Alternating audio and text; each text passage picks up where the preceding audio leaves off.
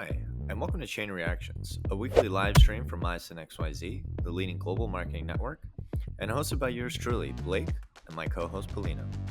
Tune in each week as we jam on the latest happenings in the wild and wonderful world of Web3. We're live on Unlonely.app every Wednesday, 12 p.m. Eastern, and release the pod every following week on Tuesdays. Now, let's talk Chain Reactions. All right. Shall we get going? Yeah, I figured I wanted to rep my story hat for this. Yeah, me too. I just picked it up yeah. at SBC. You guys did your event. It's nice. so funny because being a Columbia alum, and it was on our campus. So it was like where you guys had your event was literally, I was like, the last time I was here was like 10 years ago. I was very drunk and I was doing some things that, it was a different time, right? So it's just like, weird to be there and be like, yeah, we're going to talk about IP and blockchain and I know. I'm kind of like seeing I'm having a similar thing. So like MCon is in Detroit later this year, and there's never been like a crypto event in Detroit. Yeah, and so this is like it's also the venue that it's taking place. I helped the MCon team find it, but like the venue it's taking place is like where I've done like pop-up dinners. It's where I used to put on like noise gigs. Like I've gone to weddings there. It's like such like a part of my upbringing at this point that like now the worlds are colliding in this one spot, and it's gonna feel. And I'm gonna like be moderating a panel on it about like crypto and community in the city of Detroit. And it's just like, god damn, like it's a weird world, man. Yeah. It's so small. Here, I think we got some people watching now, so I think like let's get into it. Let me do a quick intro. So for anyone who hasn't watched us before, welcome to Chain Reactions. This is our weekly live stream where Polina, one of our amazing hosts, and myself, we just talk about what's happening in Web3, the on-chain economy. Every now and then we have guests like Nick here from Story. I'll let Nick introduce himself. Polina has an awesome kind of like Figma map and some great questions we're going to walk through. And let's just kick it off. So I don't know if should we hand it over to Nick, kind of intro yourself, and Polina, I'll let you take it away after that. Yeah, I'll take it. I'm Nick George. I lead events at Story. We're now Story. We're not going by Story Protocol. That was a switch. I don't know if you saw like the announcement that came out around ETHCC that we're going. So now Story is like the identity that represents all of the different like the protocol, the network, and the consensus module. That is what is all under the umbrella of Story. Anyway, I lead events for Story. So that's like strategizing which hackathons we participate in, getting the ecosystem involved to do product demos, figuring out what conferences we're going to, planning and executing the summits, throwing the occasional party, networking event. Anything IRL that Story is a part of is kind of my jurisdiction, and I provide strategy there. And then outside of like Story, so before that I was leading the events department at Serotonin, a Web3 marketing company. And then before that, I was a sushi chef for 15 years. Wait, I didn't know that. That's a deep piece of lore. That what? I know. So I learned how to make like sushi in high school. It was like my first job was in a Japanese restaurant, and I like learned the trade just by like working there. Okay. And then throughout like my college years, I would like make sushi for friends and family for an extra $1 on the weekends or something, and then kind of turned it into more of a business. It was like a super illegal, sushi like pickup operation out of an apartment, but then it kind of got legit over the years.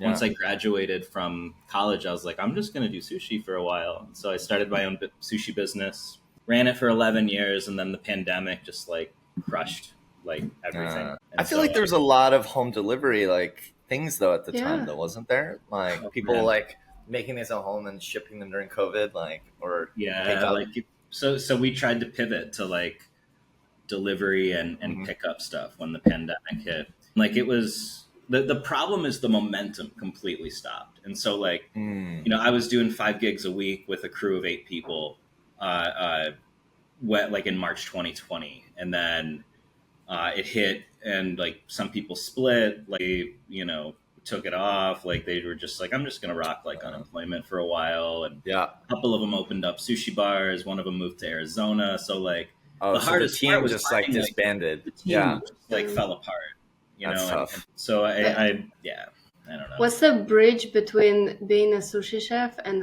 joining Serotonin, which was like at the time their one and only like Web3 marketing firm, like the number one? How'd you get into that? What's that transition point look like? Tokenized I was sushi? Like insane. Sushi swap? Yeah, I can go into that. As a small business owner, you learn like how to do everything.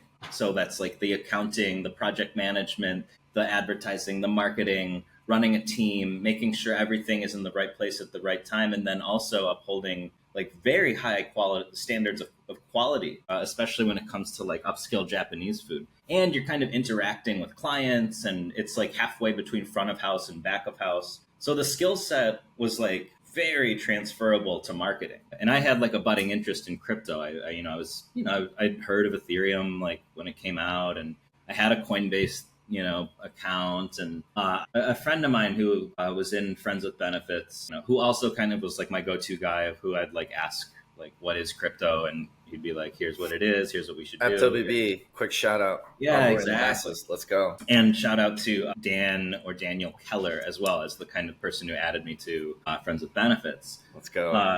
And so I was like, Dan, what can I do with crypto that isn't just like a complex like finance? What is it besides complex financial instruments? Yeah. And he's like, beyond the speculation, right? So it's like there's a social community. Check it out. Who knows? You might like it. Whatever. So I got in there and then learned about the wacky wild world of Web3 and crypto via Friends with Benefits. So it was cool that like that DAO was like there to like onboard someone who pretty much knew nothing and kind of, after a year of being in that DAO, I got a job at Serotonin through the Classifieds channel. I was like, you know what? Sushi's not working right now. Let's just hard pivot here. And I got an interview and was on the events team a few weeks later. Hell yeah. That's, I think, I'm not sure how job discovery is right now in FWB, but this is next level. This is early. I think I still see the classifieds popping off in there, no? I don't know. What do you think, Nick? I'm a loyalist because of like the successes I've had with Friends with Benefits, right? So like I'm gonna stay, loyal to FWB because it actually like worked for me. Like that was like the kind of like the mission of FWB, like onboard people, educate them, like you start with the creators, build like a social community out of it, and then opportunities can arise from that. And they certainly did for me, and I pounced on it. It worked for me. I'm 3 years into the crypto industry now. And so I always post like any job I come across that I think would be a good fit for an FWB member. I'm always like, nice. Check this out. So I try to pay it forward, FWB cobble. Buy in, get in there. We're making your base. Anyway, sorry, Paulina. No, I just wanted like for you. So at Serotonin, you must have worked with like a ton of amazing and cool projects, like a lot of them.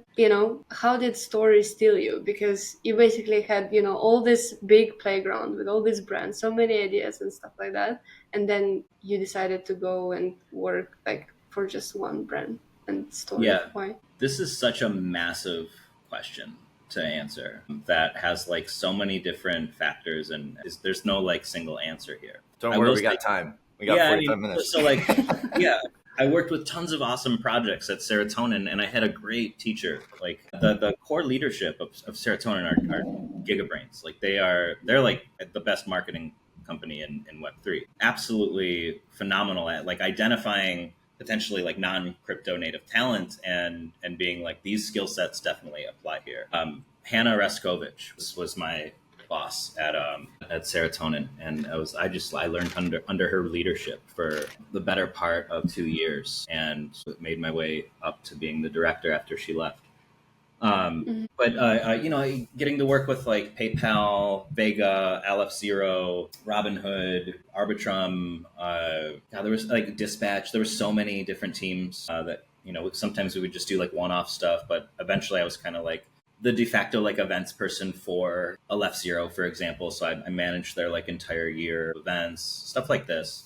And then after I took over the department, after Hannah left, we brought in a new client, Story Protocol, to do all of their ETH Denver activations 2024. And of course, I pounced on it. I was like, this sounds really interesting, like an entire like app dedicated to like intellectual property and provenance and like built on like token bound account rails. Like this is fascinating stuff. So of course, I mean, I find most of the clients I work with like fascinating. But this one had like a lot. Like I had a lot of synergies between like my creative background, like music and film, and generally being a struggling artist. And so I felt a lot of like what do you call it? Like the ethos was pretty aligned with my personal thesis for crypto technology. Real quick, just for I think like listeners who may not be quite aware of exactly what Story is, like could you give kind of your description or kind of like one liner of like what exactly is Story? Why does it matter? Like what makes it so special, I guess? Yeah. So it's so funny because if you talk to anyone at Story, they might have like a different way of pitching this or something. You know, I've heard a lot of different ways. The way I just kind of like describe it is it's a network that's entirely dedicated to the composability of intellectual property on chain. And so that means like in the age of like consumer AI, like attributing provenance to actual creators in such a way that can keep up with the scalability of AI. Crypto are the only rails that can do that. And it's all very seamless, plug and play. It works faster than you can even comprehend. It's the only thing that can keep up with the speed of the internet. The reason, one of the reasons why we went like L1 is because of the scaling issue. Like we can have 9 generations of parent-child relationships on an IP, like a chain entirely dedicated to IP. Whereas that wouldn't necessarily be possible like on EVM L1 or an L2 because the smart contract would be so complex by the 9th generation that it wouldn't make sense. Like the gas fee would be unsustainable. So we introduced like a Cosmos SDK to kind of fix that problem and keep the gas fees low through the multiple derivatives, remixes, and generations of the original IP asset. So that's Story. Like it's the answer to AI and making sure we don't all, succumb to the tragedy of the commons where it's just a bunch of bots talking to each other and rating each other. And in a lot of ways, it's like a protective layer of creativity in the internet. Explain to me in like, I don't know, 2-5 years, the best case scenario for like Story, going to the masses, like how it will be used. Because like the way that you explained it was really good, but also really technical. But if we want to explain it in like the, simplest sort of terms possible, like what is our point A and what is our point B? Like you can take the example of like Matt Fury's Pepe character as like a pretty clear like internet native example. Like he made the Boys Club comic in the mid 2000s. This is a comic I loved in high school. And then some years later, I see it's just like become somewhat of like a meme. Like people are trading like rare Pepe JPEGs around, whatever. And of course, I don't need to explain to you or anyone else like the significance of Pepe. It's the mascot of the internet, especially the crypto industry. But there was no attribution paid to Matt Fury. People were just seamlessly like remixing and taking his IP and benefiting from it. There's an entire coin Pepe. I'm a holder, but like. There's an entire there's probably like tens of thousands of Pepe coins, derivatives of his original IP. We want to ensure that doesn't happen. Like we can even go back before Pepe. We can talk about the Amen break, right? A very famous break on I believe it was like a funk or a gospel song. And it's like this 2 whatever second sample of music gave birth to the entire genre of drum and bass and jungle. And the drummer that initially drummed it died penniless. So we want to answer this. And this is only going to keep happening in the age of with like the amount of creator tools that are available to people. We want to ensure that a fair attribution, fair licensing conditions are paid to creators in a way that can keep up with the internet. That would be good. I'm really curious to see how it will work at scale because, the idea is great. How it will work is a different thing. Can we dive into that a little bit? Yeah. Oh, sorry. I'm interrupting. Sorry about that. No. But go ahead. Just I'm gonna share my screen. Yes. Before we dive into that, I do have error. I don't know. Maybe it's gonna. Well, here. What I'm curious about is completely agree that vision makes sense. Having a chain just for IP makes sense. I'm curious how you guys are thinking about like composability and like collaborating between either different chains or different IP. Because I think like a really good example that comes to mind is. like Coinbase, I don't know if you guys have seen, but and anyone who hasn't, Google like Mr. Miggles, because like Coinbase had that Mr. Miggles campaign where they're like exactly what you're talking about, right? This concept of IP, paying royalties, etc.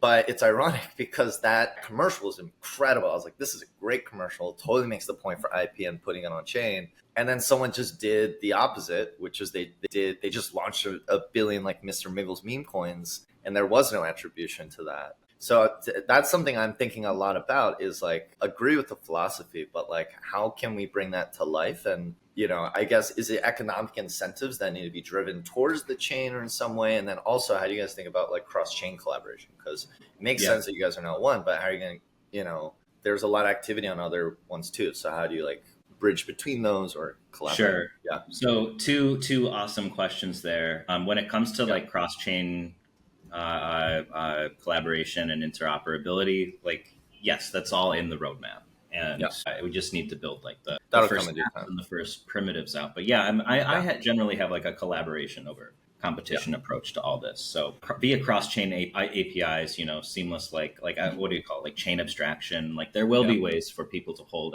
like IP assets even on other chains. And then you could even like benefit from the IP layer. You can think of Story as an IP layer. So like when it comes to the composability of those assets and the fair licensing conditions, the dispute modules, you can leverage Story's tech stack for that.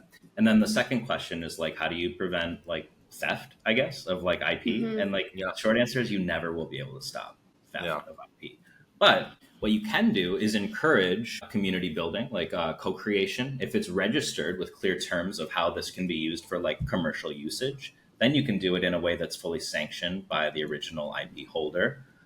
You like, for example, like from like if I were to try and watch like or like launch an official like Mattel or Barbie coin or something, and like be like, this is the official Barbie NFT, whatever, I'd get a cease and desist and like probably face a lawsuit or something like that. But that arbitration process, that legal process, is painstakingly slow. Like even if I wanted to go about doing it the right way, it's painstakingly slow. We're talking about 6 months minimum to like have an official Barbie coin or like a Barbie doll that's collectively owned by a DAO, something like this. So like if we can just kind of shift the paradigm of what it means to like own, manage, and build with IP, then this is what Story is enabling. And then when it comes to like our dispute modules, yes, there's like, especially with like AI training models, there's like I like what Spawning AI is doing with their Have I Been Trained browser extension. We had a chat with them earlier this week, working together, really cool.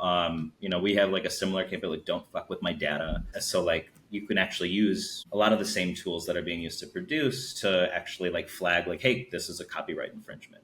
Like, I don't know. I mean, you've seen like YouTube, like you put like someone's put a video up and like you have like something like weird in the background during like a food blog or something, and it's just like copyright infringement. It's so good at identifying shit, right? Like what was the ASCAP or these like music royalty protection companies, they are on top of it. It's hardcore. Exactly. And then like Getty Images is on top of that, Shutterstock.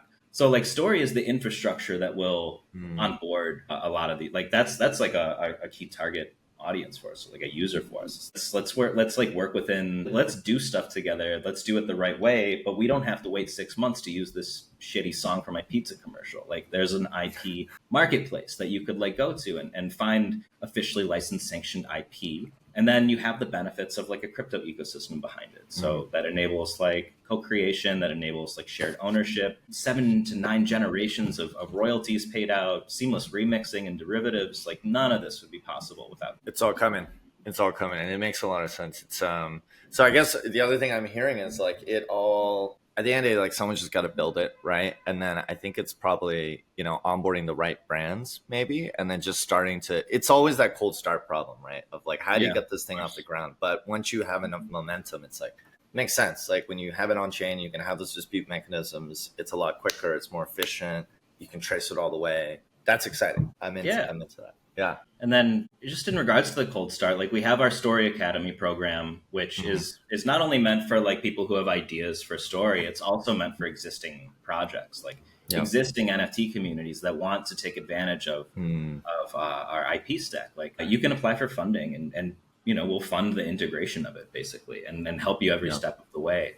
That's the key of that's what we're doing with Story Academy. Of course, like, we're in talks with plenty of IP studios about like bringing them on board and starting to work with these new tools for the future. Like, I think a lot of it is like, what are these two companies going to do in this age of AI? How can they keep up with like some of the new IP that's coming out? So a lot of them might need to not even reinvent themselves, but just like enable themselves to be worked with. So I could see like a lot of studios. Yeah, of course. A lot of them are. I mean, and that's why we'll find like any company like Square Enix, for example, like as experimented with like NFTs. There's a lot of like gaming studios that are dipping their toes into crypto. And I think maybe a lot of them are kind of waiting for the right tech to make sense for them. Like selling collectibles via NFTs only goes so far, and it, to a certain extent can feel like a scam to like their regular audiences. But if it's phrased in a way of like, this is like a way that we can co-create together and you can become like part of this universe, like this is a bit more exciting to people. You've already seen like Super Mario Maker, for example, where people can build their own like Super Mario World levels, like Kaizo Mario, something. Yeah. So it's just like a way of actually legitimizing a lot of this. When you're talking to these studios, I mean, I had a chance to, I'm not going to name the studio, but it's like one of really big studios that they were talking about launching an NFT collection like 2 years ago. And the process was so slow. They were prepared to launch in like the depths of the bear market, and they just ended up backing out of it because after spending all of this time, all of this money on this collection, there was no chance, honestly, that it would be successful. It was like, so the crypto world moves so fast and the studios move so slow.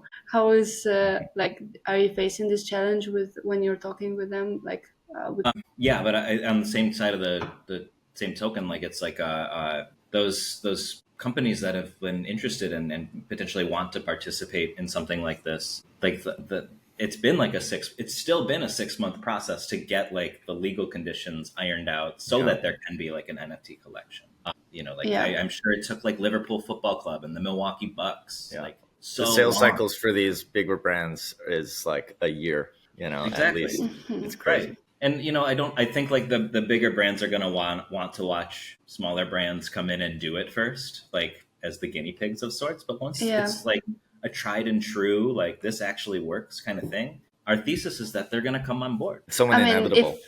It's maybe like it's more of a no-brainer solution than if it works for all of these smaller guys, then for them it would be. Are you guys also building? Because I mean, talking about AI and IP and UGC, right? Because I think every brand, well, I wouldn't say every brand, but I feel like most brands want some form of UGC because it's obviously one of the best forms of marketing. That's how you build UGC, user generated content. Yeah. And just I was a sushi chef for 15 years. I knew it.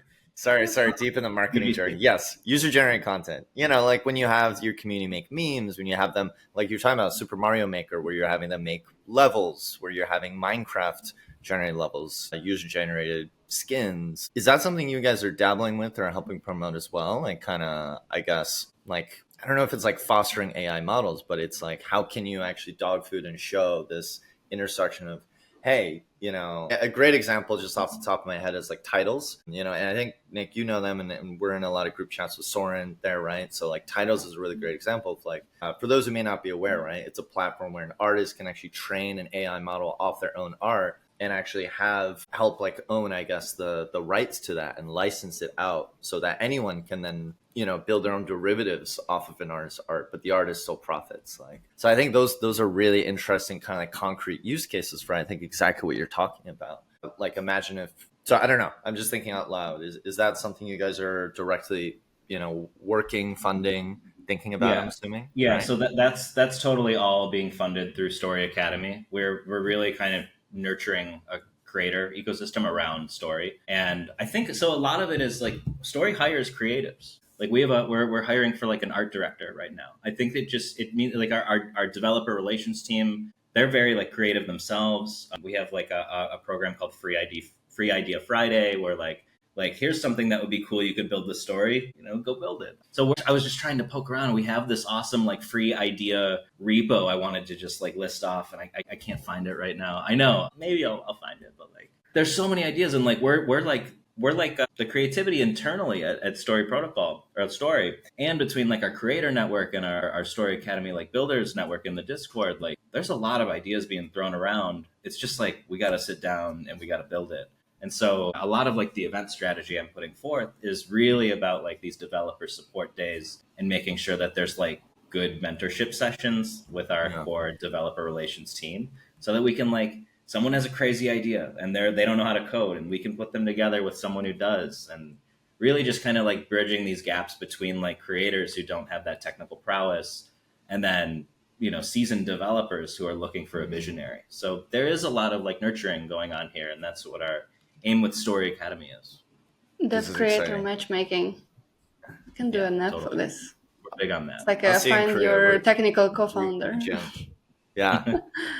Well, I wanted to go a bit into like a nitty gritty, like how we came around like having Unique and Story generally on the pod is we aim to highlight one brand account of the week. And then I came around Story like on the timeline, and I went a bit deeper into it. And the first thing that caught my eye is you know, the visual identity, like all these playful, fun 3D elements that are going around, the very well-defined tone of voice, but also like the squiggles, like and the team support around the brand.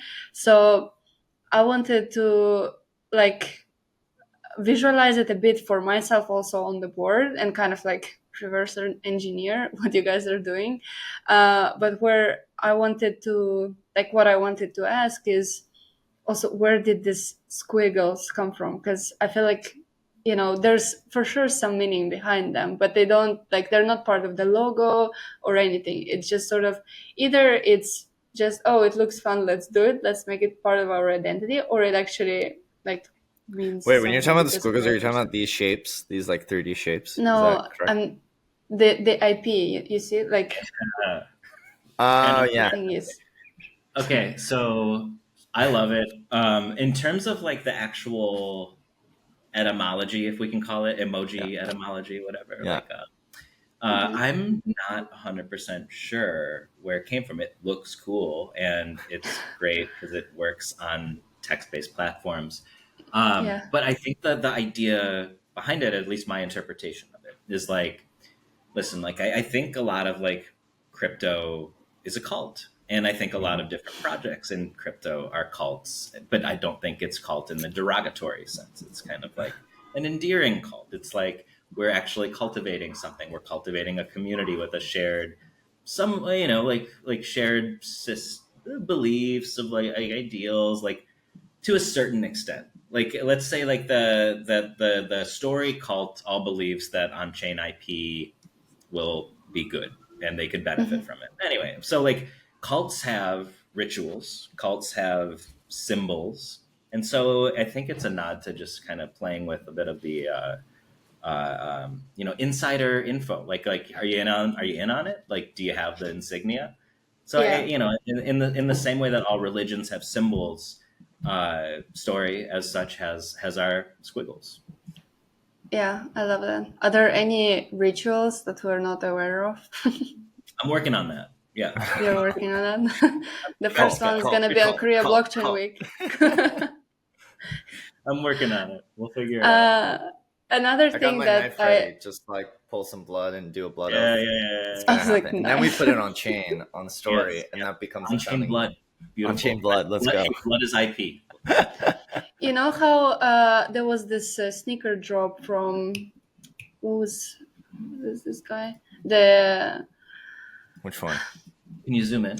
The Nike sneaker drop with the devil's blood. Oh no, that's that was Mischief.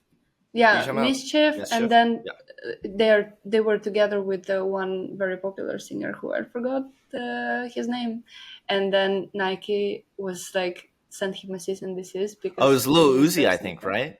Or not Lil Uzi, fucking oh my god, what's his name? He was the guy that did the cowboy song. Lil Nas X. Lil Lil Nas Nas X. X, yeah. Yes. He I did was the like, I can't angel remember. sneaker and the devil Yeah. sneaker, and he put his actual blood in the sneaker. So it should remind the whole IP conversation and blood reminded me of that. Anyway, it's a very bloody conversation. Yeah.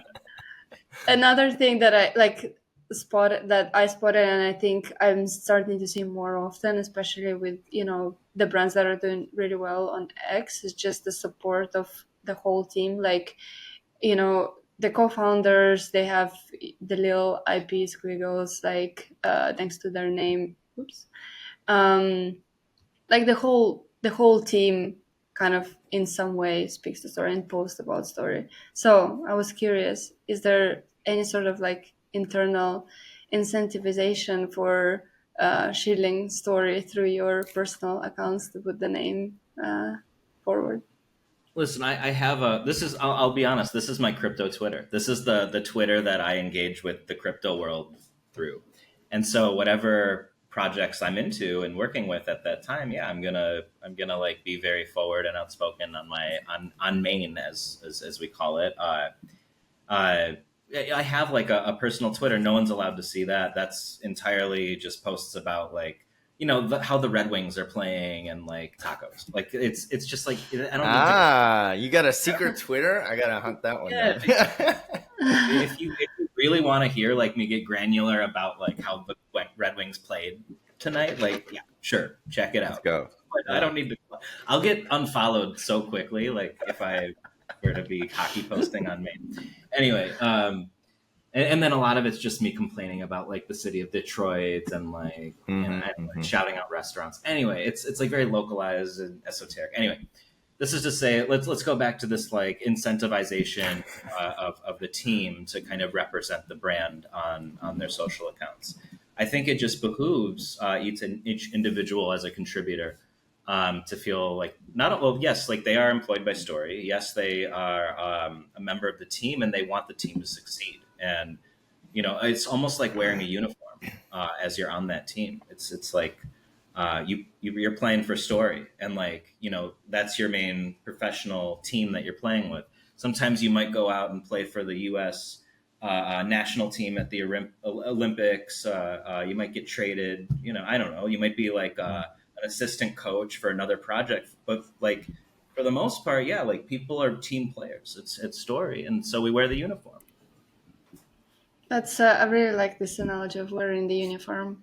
I think a lot of the times we face this kind of like people just say, oh, I'm not a creator, or like I don't know how to write, or they just don't want to put their face online. And I think that it's also a matter of like when you're hiring, you kind of see who is on the same wavelength with you. So when it comes to hiring, it seems like Story is like doing it well so far. Story does hire well. Yeah, we spend a lot of time selecting who's going to be working with us, and it takes a like I'm if I wasn't like kind of like helping them out through ETH Denver, like they didn't choose me, right? They chose Serotonin. I weaseled my way in there. I got lucky. But yeah, that's how it always works. It's a small industry, and we kind of just everyone's connected in some way. You never know. Yeah. Should we get into the fun stuff? Like, let's talk about IP here. I don't know what's this section. Yeah. What is IP? Yeah. So so here I was kind of trying to figure out what kind of content Story. Can we zoom in a little more? It's a little. Yeah. So it's like the underlying message is everything comes back to what is IP, because I feel like that's one of the things that you guys have to educate people a lot on, because it hasn't been done before. That's pretty, like, the idea behind stories, the vision is pretty novel, so it goes into either technical things or like fun through memes, or practical, where you show examples of what AP actually is. And I'm not sure if you're sticking to this Legos analogy, because it's been said a lot of the times on the feed that like, tell me about it. Like, what are these like Legos that you construct? Yeah, totally. So like if you can think of Bitcoin as the store of value, you can think of Ethereum as money Legos. You can think of Story as enabling IP Legos. That's kind of the analogy that we've been working with. However, Legos is IP. So I want to be upfront about So meta, I can't even. We can't lead too hard into that word. Right. Legos. Composable building blocks. It just doesn't sound as good. If anyone at Lego wants to get in on some blockchain action and enable composability with your fans, hit us up. We would love to have you on board. We can take IP Legos to the masses. Anyway, Literal. Yeah. I'm sorry, I got so derailed there. Wait, Pauline, can you zoom back in on the Sailor Moon thing? I think that would love to. That was really good, actually. I didn't even know about this. Sailor Moon is IP. Yeah, or like this one, because I think this is. I actually didn't realize this is this whole metaphor. Actually, if we zoom down, or we go down one to what's this one? Yeah, this one where you're talking about programmable IP. No, that's the right level of zoom. I think you're zooming out too much. We gotta be able to see it. But yeah, the fact that so what you're saying, because I think for most people like myself, when we think like putting IP on chain, like we're thinking about videos, we're thinking about. But what I'm seeing here is like you guys are saying this Suzuki scene can be constructed from programmable IP Legos, which includes characters, object settings. So you're talking down at the granular level of like even within a scene, each piece can be. You can actually mix and match that, which is very novel and interesting. So I want to hear more about that. Exactly. So if we can take just this frame, you can see like 5 different IP Legos in there. So you have 2 characters, each one representing IP that can be licensed via Story, like as an IP asset. Then you have like fair use conditions that are attributed to that NFT or like the IP asset that you've purchased. I could go on a tangent about the usage of the word NFT here, but it's probably not too important. Anyway, so yeah, like you have like the 2 characters in that frame are IP assets. The music that's being played in the background is an IP asset. The kind of like backdrop and the location, if it's like it's generated by like an artist within the universe and or the co-creation model, yes, that is IP as well. And then, like, I don't know, maybe they're using a weapon. Maybe they are wearing a different outfit. It can be very granular in this sense. Yeah. Maybe like that character is actually wearing like Gucci and like it's a Gucci. It's a piece of Gucci IP that they have now brought into the universe under like conditions that they have clearly like attributed within the metadata of the token bound account that is the IP asset. Yeah. Oh, sorry, Paulina, go ahead. No, I was just thinking that, the idea and the vision is so novel and also so different from it's so different from everything else that I feel like you had your fair share of like criticism, but also somehow you've been able to attract like really thoughtful to the project who actually like write big pieces about why they think this problem is unsolvable or why is it unsolvable, and like write tweets, as in like I'm talking essays of the tweets. And what I really liked and pointed out to myself is that a lot of the times people would be inclined to just kind of simmer it down and not pay attention to it, or hype up something, but the critics, they're just like they're not very popular KOLs on Twitter, so they don't like you don't owe them anything basically. But in case of Story, like Jason himself goes and like writes an essay back, like saying that he appreciates that somebody looked into the story in such detail and then actually answers it and has like a really thoughtful conversation, which makes me feel like Twitter is back to being interesting again. So I was also just curious if, a lot of the companies, they might perceive this like FUD as a mini crisis sort of, and like run around the office being like, head is on fire, like what do we reply and this sort of things. So I wonder if you guys, like, if this is just, each one for themselves kind of, or you kind of collectively like talk through these things and figure out ways how to handle these objections about story. Good question. For one, I think FUD is healthy. I think that in the same way that Q&A sessions kind of open up really interesting discourse, so can like Twitter FUD. It's like, hey, like you're bashing a project, and now we're given the opportunity to really kind of respond to that criticism and make clear like a number of arguably like fair points. It's like that was like a really awesome moment for us, where it's like, someone like found the FUD on Twitter and sent it internally in Slack, and then like it was like, oh, interesting. Like we kind of had a discussion about it. Oh, like I see that. Like that's interesting. Yeah, like we can expand on that. I think and then other times it's just FUD that's like directly like having a conversation with someone. I don't think we really have got to the point where we need to like. We don't do like crisis comms, we don't like, we haven't had that moment yet, knock on wood.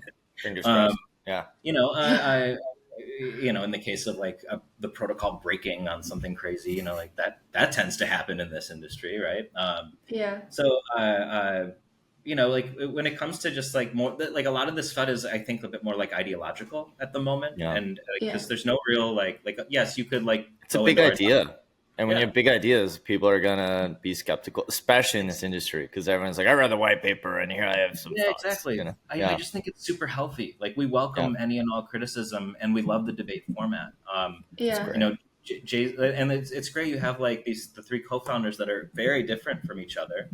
They respond to things differently, and actually maybe even have like different like visions for the project in the future, which I think is healthy, especially in something that can be so adaptable and kind of steered by the users itself. So I think if anyone out here wants to like chat about that, or like get deep into our docs and pull something out that's like, I'm reminded of one moment where someone's like, why the hell did you just build your own chain? There's so many chains out here. Why'd you go L1 as opposed to building this as an app on Base, or like just doing an Ethereum L2?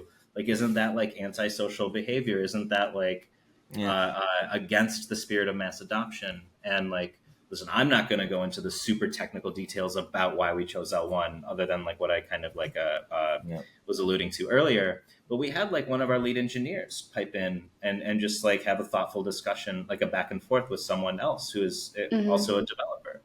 And I think it's like we have this philosophy inside Story, where everyone that works for Story is a marketer. Well, no matter what team you're on, engineering, events, ecosystem, CFO, everyone is a marketer. And so when you are conversing and telling the story, sorry about that one.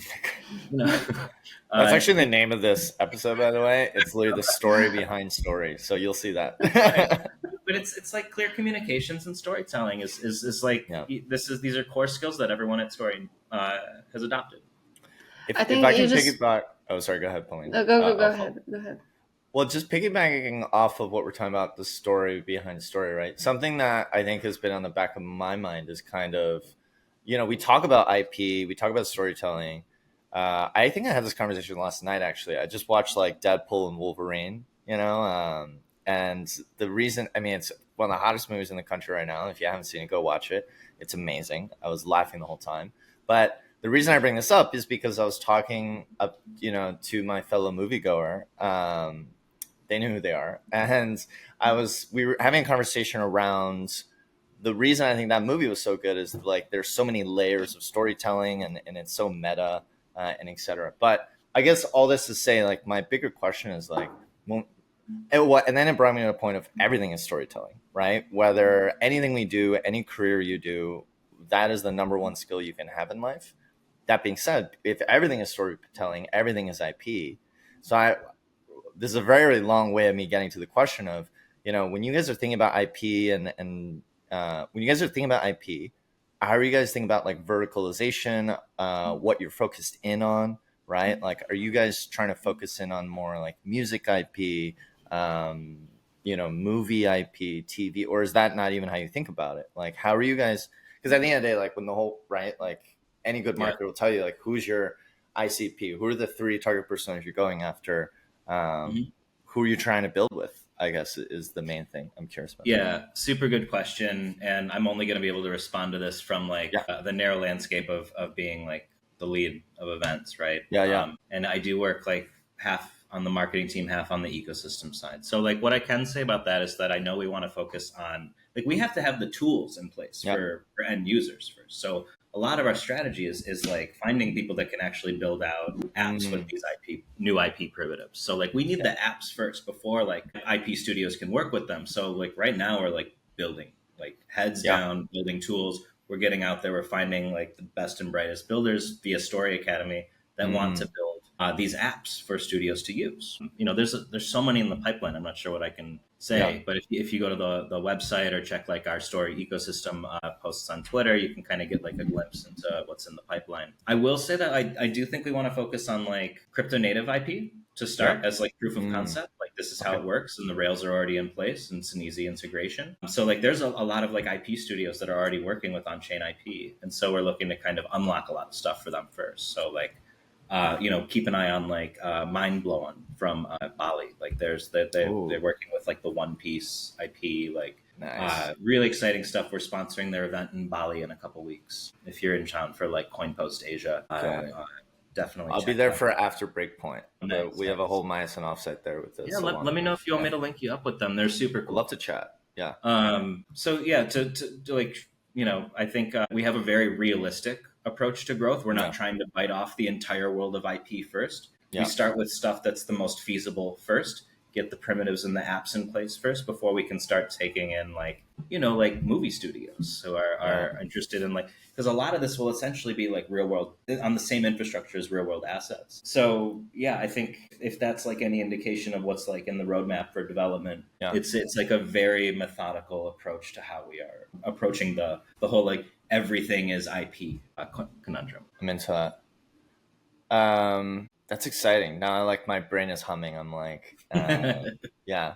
There's some folks I can also connect you with, and vice versa. But we'll follow up after that. Pauline, I think you're muted, by the way. I think you're on mute. Also, I think this needs to be the last question. I'm sorry about that. Yeah. I understand. Yeah. Just wanted to shout Korea Blockchain Week for you guys. So you can plug in all of the events that you've been working on, because I'm sure it's a lot of exciting stuff. And we can. Oh my God, yeah. So one of our founders, Swai Lee, is from Seoul, has great connections there to a lot of like creators and like he's got friends in the K-pop world, and anyway he's like this is awesome. Seoul's like the best city in the world for the explosion of creativity that's about to come.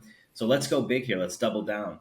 So we have a 6-day activation planned for Korea Blockchain Week, September 1st through the 6th. It's called Story House. The website is Storyhouse KBW XYZ. We have like our flagship event, which is the Programmable IP Summit, which is now known as PIP Seoul, Programmable IP Seoul.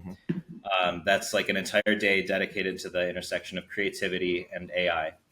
And then we have partner programming throughout the week and sponsor programming, of course, as well. So like an entire day is dedicated to the intersection of IP and DeFi on September 4th. We have a party that's co-hosted by Sekai and Azuki. Sekai is one of our they won the ETH Denver hackathon. They're like a world building app. It's incredible. And then on the 6th, we have like a generative AI video hackathon that we're working with Machine Cinema, Jilu, and LivePeer on.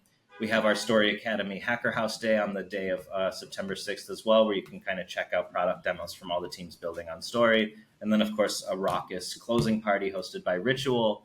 There's just something in store for everyone. There's also a massive exhibition, absolutely massive. We've got works from like Refik Anadol, Tom Sachs, a number of other like incredible like contemporary artists working like with like generative AI.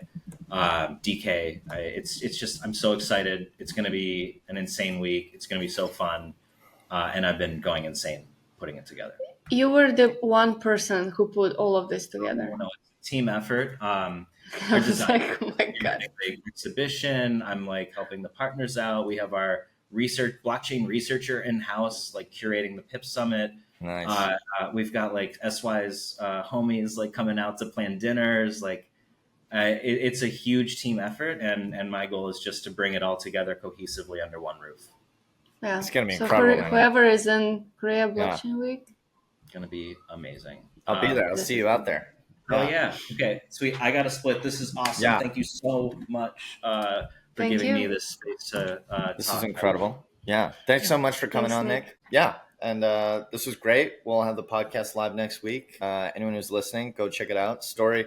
What was it again? What was the storyhousekbw.xyz. There we go. Check it out. And Nick, thank you so much. And we'll see you. I'll see you in Korea, brother. I'll see you soon. See you soon. All right. Ciao, ciao. Bye bye.